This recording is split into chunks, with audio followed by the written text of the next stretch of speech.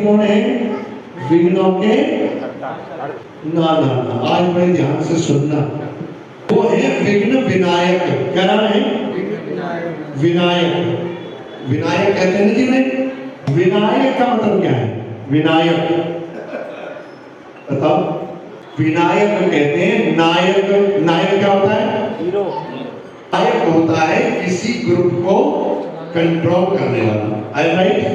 गणपति को क्या कहते हैं? विनायक। विघ्नों के नायक मतलब विघ्न जो है, विघ्न ये गण है गणपति के। मतलब मैं इनसे कहती ये विघ्न है, ये विघ्न है, ये विघ्न है, ये विघ्न। जब कहते हैं मेरे इस काम में विघ्न पड़ गया, विघ्न, तो विघ्न कोई है ना जो हमें दिखता नहीं है पर है। हम कहते हैं ना अरे अच्छा हो रहा था विघ्न हो गया। तो विघ्न कौन है? गणपति के ये गण है सारे। गण किसको कहते हैं? जिनकी आज्ञा से वो काम करते हैं। जैसे माता रानी के गण कौन है? जितनी भी हारी बीमारी कलह क्लेश, ये योगिनियां है। योगिनियां, माता रानी की गण कौन है? योगिनियां। योगिनी है ना, उस माता की जो गण है, जो माता के लिए जो काम करती है वो होती है योगिनियां। तो हमारे कर्मों के आधार पर माता रानी योगिनियों के द्वारा दुख देती है।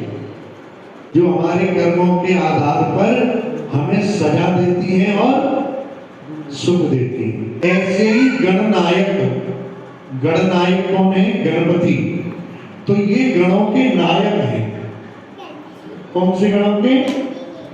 जो हमें विघ्न डालते हैं, विघ्नों के नायक। मतलब अगर कोई काम में आपने ऐसा किया है तो गणपति के द्वारा ही वो उनके गण आएंगे आपका विघ्न डालने के लिए। गणपति विघ्नों का नाश नहीं कर सकते ना ना, क्योंकि विघ्न तो उनके गण है। वो अपने सेवकों का नाश क्यों करेंगे भाई?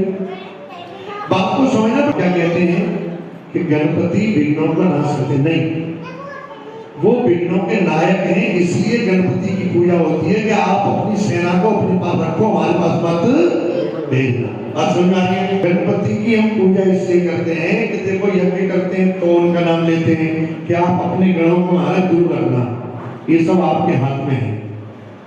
ठीक है? शादी होती है तो गणेश जी, हर चीज में गणेश जी के अलावा पूजा हो नहीं। कारण कि कोई विघ्न ना आवे, उसके नायक आप हैं। आप विघ्नों को कंट्रोल करके रखिए।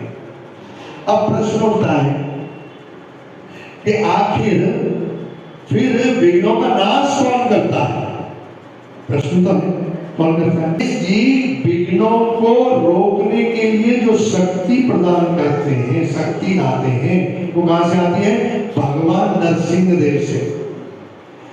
गणेश जी को जो शक्ति दी जाती है विघ्नों को कंट्रोल करने के लिए, वो भगवान नरसिंह देव ये बैठे है ना, ये देते हैं।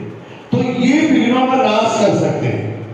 भगवान नरसिंह देव विघ्नों का यद पाद पल्लव एवं विनिधाय कुंभौ दुर्दे प्राण समयेश गणाधिराज विघ्नान विहंत मलमस्य जगत्त्रयस्य गोविंदमादि पुरुषं तमहं भजामि। ब्रह्मा जी स्तुति कर रहे हैं ब्रह्म संहिता में। वे कह रहे हैं यद पाद पल्लव एवं विनिधाय कुंभौ। गणेश जी अपने दोनों कुंभों पर, ये कुंभ है कुंभ, यहाँ पर भगवान नरसिंह देव के दोनों चरणों को धारण करते हैं, तब उन्हें शक्ति मिलती है विघ्नों को कंट्रोल करने। बोलो जय जय श्री। गणेश जी ये कोई देवता नहीं है, गणेश नाम की उपाधि होती है। जैसे इंद्र, इंद्र जो है ये एक उपाधि है, ऐसे ही गणेश एक उपाधि है। गणेश कोई एक आदमी नहीं बनता, एक उपाधि है, एक पदवी है। गणेश जो बनते हैं, गणेश अभी जो गणेश जी हैं वो शिव जी पार्वती के पुत्र सिंह पे बैठे हैं। गणेश जी गणनायक, जो गणों के नायक हैं। जैसे हमारे प्रधानमंत्री हैं तो अभी ये हैं, कल कोई और हो सकता है, उनसे पहले कोई और था। तो सीट तो प्रधानमंत्री की है, पर लोग बदलते रहते हैं। उसी प्रकार गणेश जो है गणनायक, जो गणों के नायक हैं, विघ्नों के गणों के जो नायक हैं, ये एक पदवी है, इस पे कोई भी बैठ सकता है। तो गणेश जी से पहले कौन बैठे थे? विश्वक्सेन, उनका नाम था विश्वक्सेन। वो गणेश जी थे पहले, इनसे पहले। हर कल्प में, हर ब्रह्मांड में, हर चतुर्थी होती है, फिर कलयुग, द्वापर, त्रेता और फिर सतयुग, चतुर्युगी, इस तरीके से चलता है इसका। तो कब कब कौन हुए इसका भागवतम के अंदर पूरा उल्लेख है। देखो, भगवान शिव की शादी हुई माता पार्वती के साथ, तो सबसे पहले गणेश की पूजा हुई कि नहीं? तो क्या गणेश जी जब पैदा ही नहीं हुए तो पूजा कहां से हुई? आप शिव पुराण में पढ़ोगे तो शिव जी और पार्वती की जब पूजा हुई तो पहले गणेश जी की पूजा हुई। आप समझो, तो इससे सिद्ध हो गया कि गणेश जी ये वाले तो अब बैठे, उससे पहले विश्वक्सेन थे। समझ आ गया? उस उपाधि में विश्वक्सेन नाम के देवता बैठे हुए थे।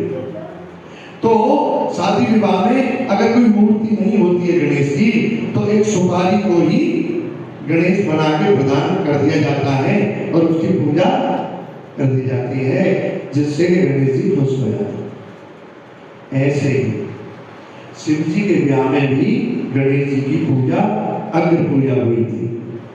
इससे हमारे समझ में आ जाना चाहिए कि गणेश जी कोई एक नहीं है, ये एक उपाधि है जिस पे कोई भी बैठ सकता है। अगर कोई उस समय नहीं मिलता है तो भगवान स्वयं गणेश बनते हैं।